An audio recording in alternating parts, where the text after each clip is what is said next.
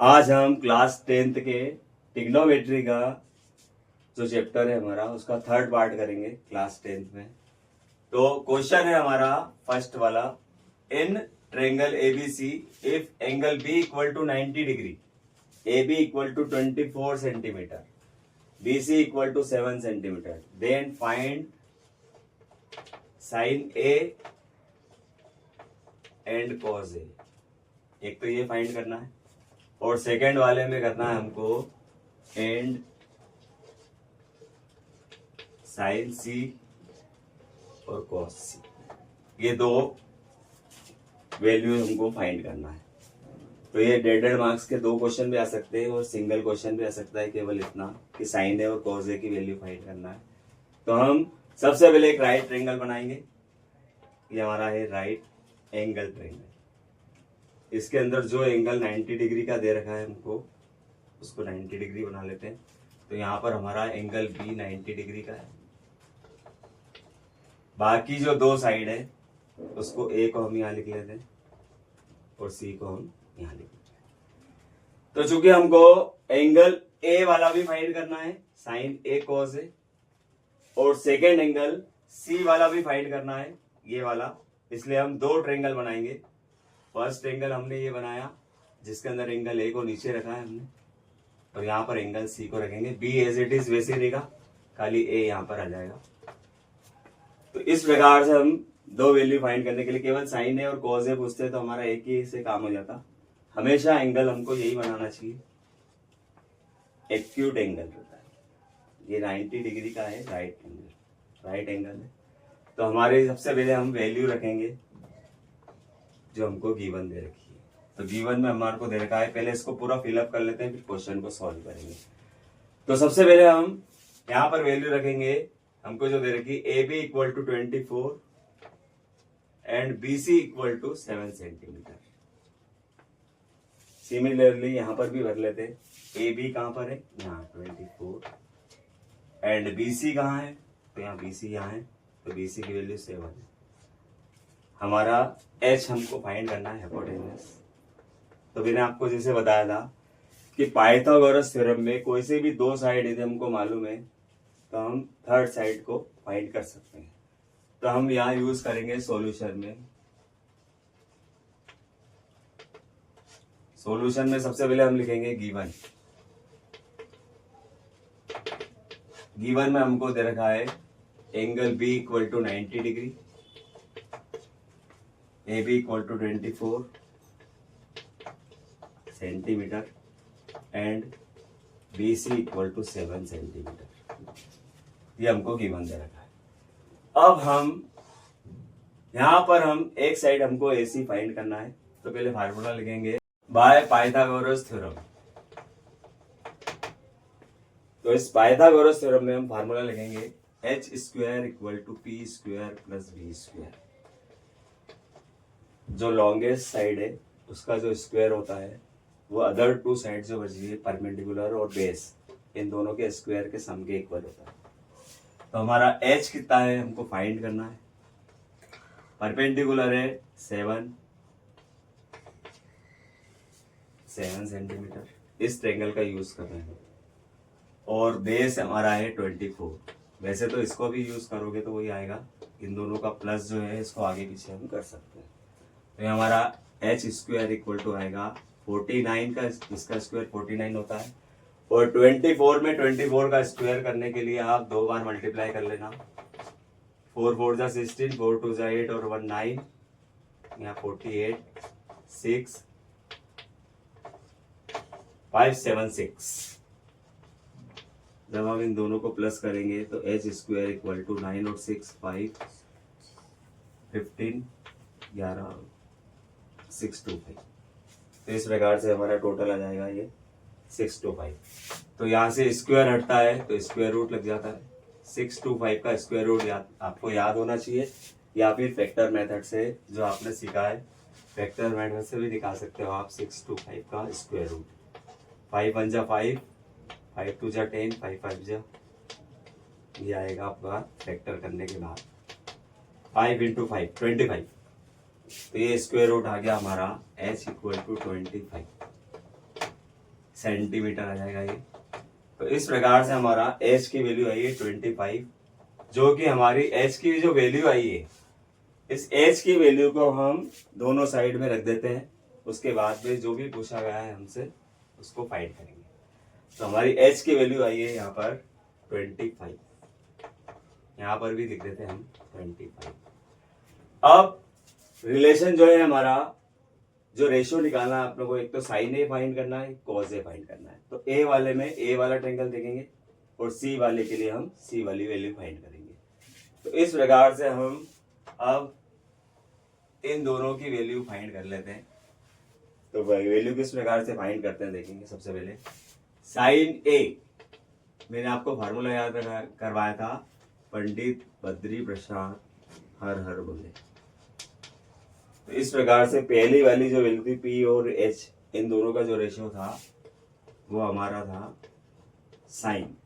तो साइन ए की वैल्यू जो हो जाएगी, तो ए वाले डायग्राम में देखेंगे हम। तो साइन ए की वैल्यू पी तो ये रहा 7 और एच ये रहा 7/25।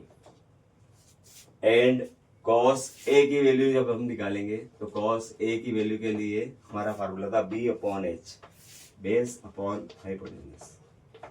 तो बेस हमारा था इसी ट्रायंगल में 24 और एच है 25। इस प्रकार से हमारी ये दोनों वैल्यू आ गई। सिमिलरली जब हम सी वाले लिए निकालेंगे तो सी वाला डायग्राम देखेंगे।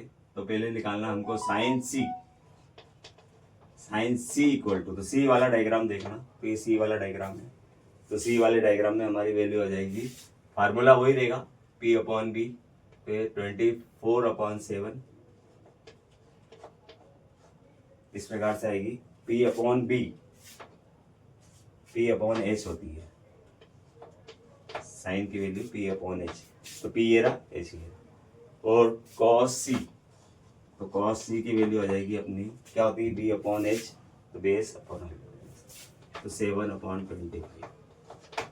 इस प्रकार से हमारी ये चारों वैल्यू आ गई और ये हमारा क्या हो जाएगा आंसर। इस प्रकार से जो 3 मार्क्स का क्वेश्चन था उसके अंदर आपको पाइथागोरस थ्योरम का भी यूज करना था और ये 2 एंगल निकाला था। एग्जाम में तो बहुत इजी क्वेश्चन आता है, ये थोड़ा कॉम्प्लिकेटेड क्वेश्चन था। अब हम एक इजी क्वेश्चन कर लेते हैं, उस क्वेश्चन को सॉल्व कर लेते हैं। तो हमारा ये पूरा क्लियर हो जाएगा कि हमारी वैल्यू किस प्रकार से निकालते हैं। तो ये क्वेश्चन नंबर 2 जो है ये बहुत बार आया हुआ है। If sine A = 3/4 then find cos A and tan A। ये क्वेश्चन है हमारा। अब आपको दिख रहा होगा इसके अंदर A निकालना है, तो एक ही डायग्राम बनाएंगे हम। तो एक डायग्राम में हम इस प्रकार से सोल्व करेंगे। तो यहाँ पर A ले लेते, B और C कहीं भी ले लेते। अभी दिया नहीं है कि राइट एंगल है, राइट एंगल है, कौन सा है ये नहीं दिया है। तो एंगल ए से मतलब है हमारे को। तो सबसे पहले इसके लिए हम साइन A = गिवन में लिखेंगे 3/4 है। ये हमारा होता है परपेंडिकुलर और H, P/H इससे बनता है अपना साइन। तो साइन A, तो हमारा है लेट, रेशो में हमेशा x का यूज करते हैं या k का यूज करते हैं। तो हमारा p = तो हो जाएगा 3k एंड h = हो जाएगा 4k। अब h = 4k है तो हम यहाँ स्टार्ट करेंगे बाय पाइथागोरस थ्योरम।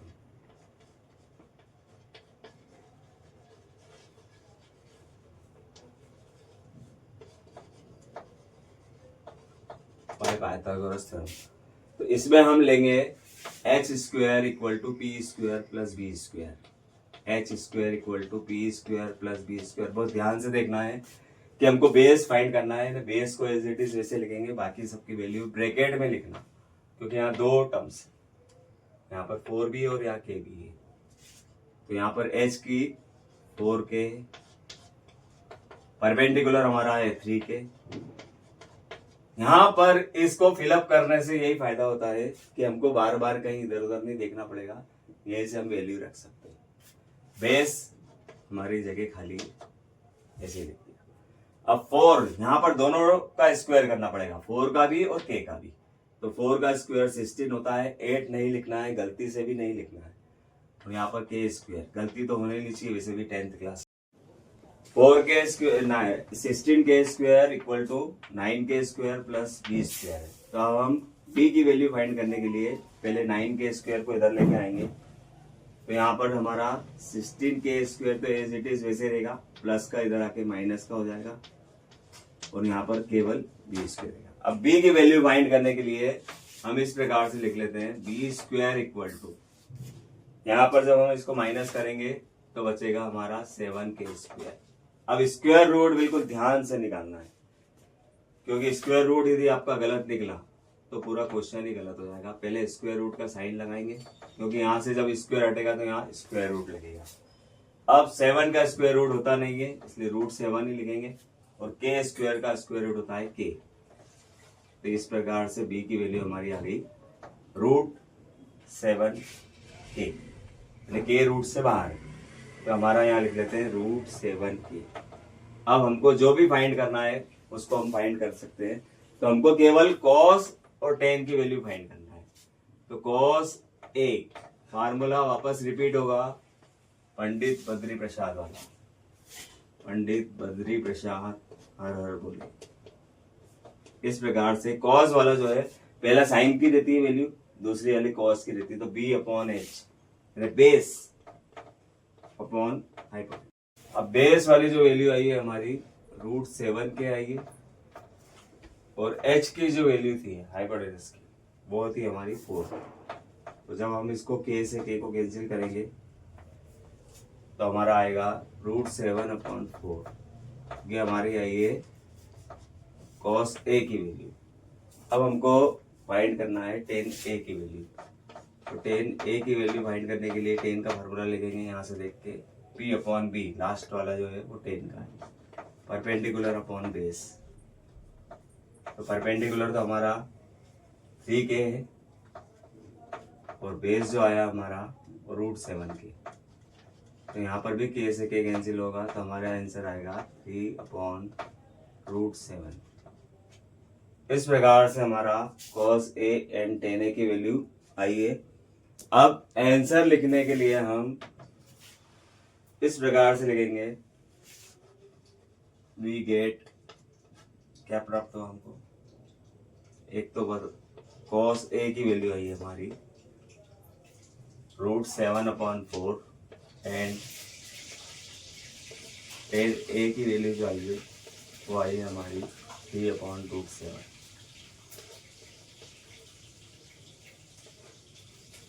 इस प्रकार से हमारी दो वैल्यू आई है, तो हमारा आंसर होगा। तो 3 मार्क्स में हमको इतना करना पड़ेगा। पाइथागोरस थ्योरम का यूज करके एक साइड को फाइंड करेंगे, और फाइंड करने के बाद में दोनों cos a और tan, यानी हमको पहले से पता होना चाहिए कि cos a और tan फाइंड करना है। तो इनके फार्मूले हमको किस प्रकार से बनाना सिखा दी मैंने आपको, उस प्रकार से करना है। अब हम नेक्स्ट क्वेश्चन करेंगे, क्वेश्चन नंबर 3, जो कि वेरी इंपॉर्टेंट क्वेश्चन है 10th बोर्ड के लिए। तो क्वेश्चन नंबर 3 हम फाइंड करेंगे। If sine a minus b equal to 1/2 and cos a plus b equal to 1/2,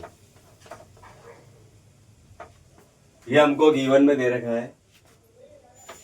and 0 degree जो है वो लेस देन है a प्लस बी, ये जो हमारे एंगल है दोनों a और b, और ये लेस देन है 90 डिग्री। इसका यूज तो केवल ट्रायंगल बनाने में हम कर लेंगे। बाकी जो है हमको फाइंड करना है, find angle a and angle b। यहां पर हमको दे रखा है when angle A is greater than angle B, angle A जो है एंगल B से बड़ा है। तो अब हम इसको सॉल्व कैसे करते हैं वो सीखना है। क्वेश्चन एक बार और देख लेंगे। If sine A minus B की वैल्यू है 1/2 and cos A plus B की वैल्यू है 1/2 एंड दे रखा है अपने को 0 degree less than A plus B, और ये लेस देन दे रखा है 90 डिग्री। 0 और 90 के बीच में है ये दोनों एंगल, ए और बी जो है उनका सम भी है, और फाइंड करना है एंगल ए एंड बी। यहाँ पर दे रखा है हमको ए इज ग्रेटर देन बी, यानी ए की वैल्यू जो है वो बी से ज्यादा ही आना चाहिए। तो सबसे पहले हम लिखेंगे यहाँ पर गिवन। गिवन जब आप लिख लोगे तो आपको पता रहेगा कि हमको क्या दे रखा है और क्या फाइंड करना है। साइन ए माइनस बी की वैल्यू दे रखी है अपने को 1/2 and cos A plus B की वैल्यू दे रखी है अपने को 1/2। अब हमने जो टेबल सीखी थी उसका यूज करते हुए यह देखना हमको कि यहाँ पर जब हम सॉल्व करेंगे इसको, तो यहाँ पर गिवन वाला पहले नोट कर लेंगे। अब हम इसको सॉल्व कर रहे हैं और हमको ए और बी की वैल्यू फाइंड करना है। तो सबसे पहले यहाँ पर दे रखा था हमको sine A minus B equal to 1/2, ये दे रखा था हमको। तो यहाँ पर 1/2 जो है वो साइन की वैल्यू में क्या आता है, कितने डिग्री की वैल्यू है 1/2, वो देखेंगे हम। तो साइन ए माइनस बी जिस प्रकार मेरे को याद है, यदि आपको इस प्रकार से याद हो जाए तो बहुत ही अच्छा है, नहीं तो टेबल का यूज करना पड़ेगा। तो ये वैल्यू होती है साइन 30 डिग्री की। याद करने का तरीका बता दूंगा मैं। एंड इधर भी करते जाते हैं हम, cos A plus B equal to, यहाँ पर 1/2 कॉस में कितने की वैल्यू होती है वो भी लिख लेते हैं। तो ये कॉस 60 डिग्री की वैल्यू है। अब याद करने का तरीका ये बता देता हूँ। माइनस का मतलब होता है कम होता है, तो ये 30 डिग्री की वैल्यू होगी, और प्लस का मतलब ज्यादा होता है, ये 60 डिग्री की वैल्यू होगी कॉस। तो जब हम इसकी कंपेयरिंग करेंगे तो यहाँ से साइन दोनों तरफ से रिमूव हो जाएगा, तो केवल बचेगा a minus B equal to 30 degree, first equation आ जाएगा। एंड इधर से कॉस रिमूव हो जाएगा, तो आएगा हमारा a plus B equal to 60 degree. ये दो इक्वेशन आ गई हमने। एलिमिनेशन मेथड हमने सीखी है, जो कि हमारे कोर्स में है, वो हमने पहले सीख ली है, एक्स और वाई वाली। तो इस प्रकार से जब हम सॉल्व करेंगे इसको by first and second, equation first और सेकेंड को सॉल्व करेंगे एलिमिनेशन मेथड से। तो एलिमिनेशन मेथड में यहाँ सिखा देता हूँ। दे रखा है हमको a minus B equal to 30 degree and a plus B equal to दे रखा है 60 डिग्री। तो यहाँ पर एलिमिनेशन सीखने को भी मिलेगी। जब हम यहाँ पर हमारा जो है इन दोनों को सॉल्व करेंगे, इक्वेशन फर्स्ट थी ये और ये इक्वेशन सेकेंड। तो एलिमिनेशन मेथड में एलिमिनेट करते हैं। तो यहाँ पर b से b एलिमिनेट हो रहा है, तो ये b से b कैंसिल कर देते हैं हम। 1a और 1a होगा हमारा 2a, और यहाँ पर दोनों प्लस हो जाएंगे, तो यहाँ 90 डिग्री आएगा। तो 2a इक्वल टू 90 डिग्री है। तो हमको a की वैल्यू फाइंड करने के लिए किस प्रकार से हम a की वैल्यू फाइंड करेंगे वो यहाँ पर हम देख लेते हैं। a की वैल्यू फाइंड करने के लिए हम करेंगे, ये पूरा वो कर देते हैं।